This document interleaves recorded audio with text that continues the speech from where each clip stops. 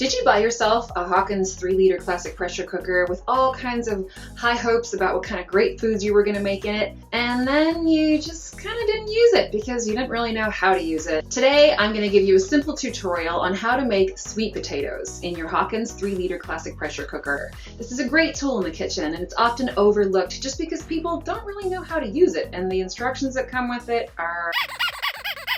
If you like this video today, please hit like and subscribe. I'm trying to build up my channel this year, and those likes and subscribes mean everything. So thanks. Let's get to it. First, rinse your potatoes really well.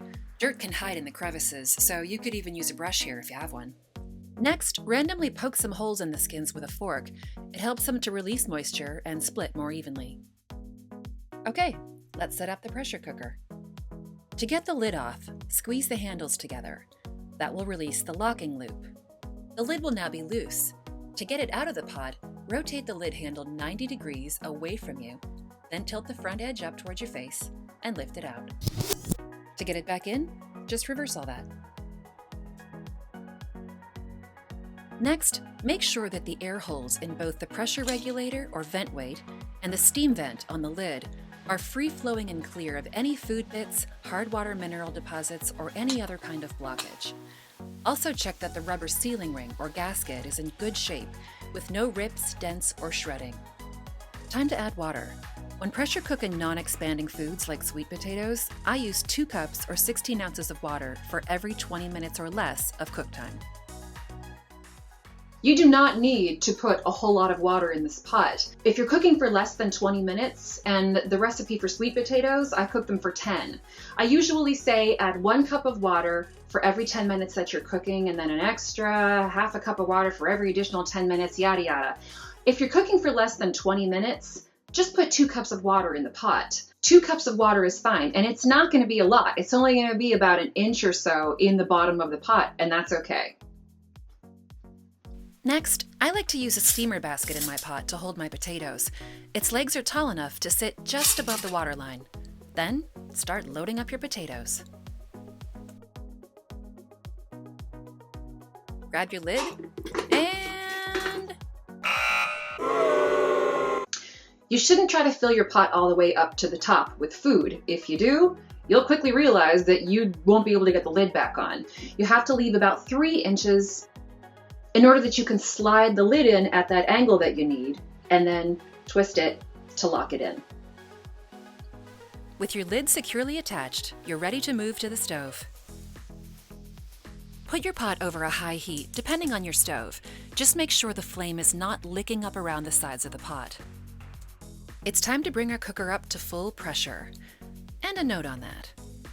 I know there are plenty of people out there that use this pressure cooker without bringing it up to full pressure first. That is, without the pressure vent knob blowing its top, for lack of a better term. And that's cool. If you've been using your pressure cooker for a while and you know how long it takes to cook certain things, that's fine. But if you're new with the pressure cooker and you're really not sure how long it takes, bring it up to full pressure first, because that way you know that the pot is at a certain level of pressure inside. And then you start your timer depending on what you're cooking. So it's 10 minutes for sweet potatoes, 12 to 15 minutes for beets, and different other times for different other foods. It's just a way of knowing with a little more certainty that your food's going to turn out right.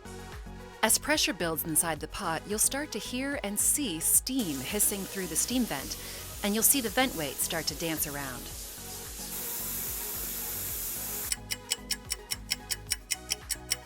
About 7 or 8 minutes later, you'll see and hear a big burst of steam.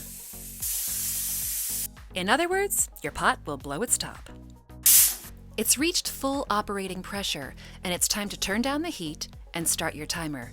For sweet potatoes, that's 10 minutes. If your pot blows its top again more than twice a minute during cook time, turn the heat down a little more.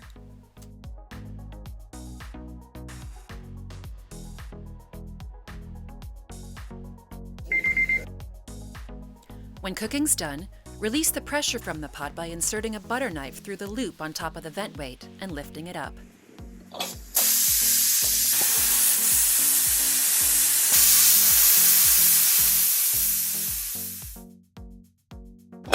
After releasing the steam, I usually let the pot sit on the stove with the heat off for about 5 minutes.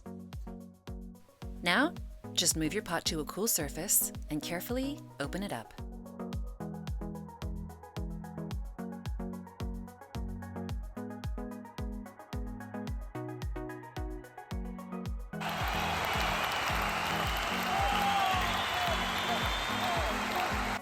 So that's it. Pretty easy, right? Beautifully cooked, moist, steamy, ready to eat in about 1/3 of the time that it would have taken to bake them in the oven. There are so many foods you can make in the Hawkins 3-liter Classic.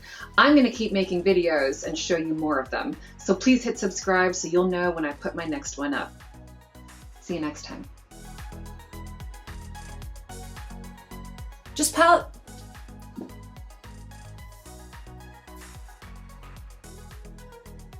the stuff, pile the, so, never mind that. Bad idea. These will come out perfect, I promise.